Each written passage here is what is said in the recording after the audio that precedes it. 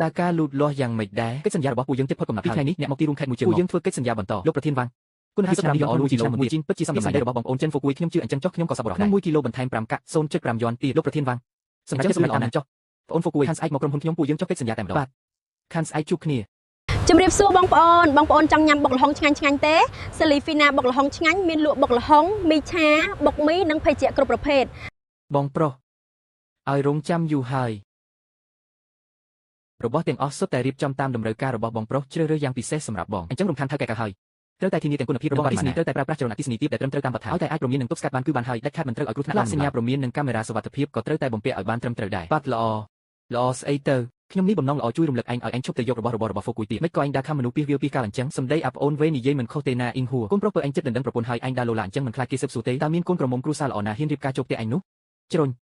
មាត់អ្នកទាំងពីរនឹងចេះនិយាយពាក្យល្អខ្លះទេឆ្លើយឆ្លងគ្នាដើម្បីជន់ប្រលិចផ្ទះខ្ញុំតែឈ្នានេះមិនចង់ឃើញផ្ទះខ្ញុំបានល្អមែនទេអូយហ្វូគួយខ្ញុំកំពុងតែតាមរកឯងតើជួខាងកើតចំការផ្លែឈើផ្ទះឯងខានស្អែកច្បាស់ជីទុំហើយមែនទេដល់ពេលនឹងឯងជួយសម្រួលឲ្យមីងបន្តិចទៅអត់ទេអញ្ចឹងចុះឯងរវល់ការងាររបស់ឯងចុះឯងប្រគល់កូនសោឲ្យមីងមកមីងទៅខ្លួនឯងកុំឲ្យរំខានដល់ឯងមីងចៅមីងធ្វើបែបនេះគឺដើម្បីប្រមូលប្រាក់ចំនួនឲ្យកូនប្រុសមីងតែនៅខ្វះមួយចំណែកដល់ពេលឲ្យបំរុងចូលមកបេះក្នុងចំការខ្ញុំមែនទេក្មេងនេះមិនក៏និយាយស្ដីពិបាកស្ដាប់ម្លេះខ្ញុំគិតគូចំនួនឯងតើទុំឲ្យមិនបេះបើទុកឲ្យរលួយលើដីតើមិនខាតបង់របស់របរទេខ្ញុំជួយឯងលក់បានខ្លះគឺកំពុងជួយកាត់បន្ថយសម្ពាធឲ្យឯងតើជ្រុញចេះលើកតម្កើងខ្លួនឯងមែនចុះលុយបានពីការលក់ផ្លែឈើអញប្រគល់ឲ្យហ្វូគួយវិញអត់សម្ដីអ៊ីងហួរនិយាយត្រូវណាស់បាននិយាយតាមឯងអញ្ចឹងមិនបាច់ទេឲ្យហ្វូគួយផ្ទេឈ្មោះចំការឲ្យឯងតែម្ដងទៅដូរទៅប្រកបត្រកូលចៅតែម្ដងទៅកុំឲ្យឯងនៅតែបារម្ភរាល់ថ្ងៃអញ្ចឹងរឹតតែល្អតាចៅអ៊ីងហួរឯងសម្ដីល្អឬសម្ដីអាក្រក់ស្ដាប់មិនយល់ទេមែនទេ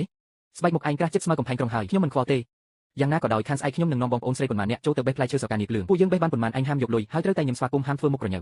ស្ដាប់យល់ទេសម្ដីឯងនិយាយនឹងជាសម្ដីមនុស្សទេចៅអ៊ីងហួរនេះវាជាការប្លន់ចំហមុខហើយនៅបង្ខំឲ្យគេញឹមសងជាមួយចិត្តឯងទៀតចៅអ៊ីងហួរអញពិតជាពូកែខាងធ្វើបាបគេមែនចៅស៊ីវេ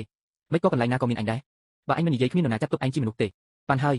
តម្រូវការរបស់មីងចៅខ្ញុំយល់ព្រមដល់ពេលនោះខ្ញុំច្បាស់ជាទៅមើលដោយស្នាមញឹមមិនធ្វើមុខក្រញើដាក់នរណាម្នាក់ឡើយមែន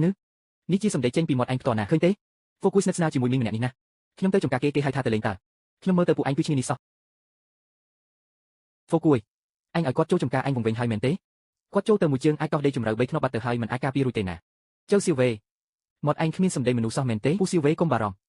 ក្នុងចិត្តខ្ញុំមានផែនការរួចហើយខានស្អែកបើពូមិនអស់ចិត្តអាចមកមើលការកំសាន្តបានឆ្មាយយំអាណិតកណ្ដោចេះតែធ្វើរកសំហើយឯងហ្វូគួយមកហើយឬ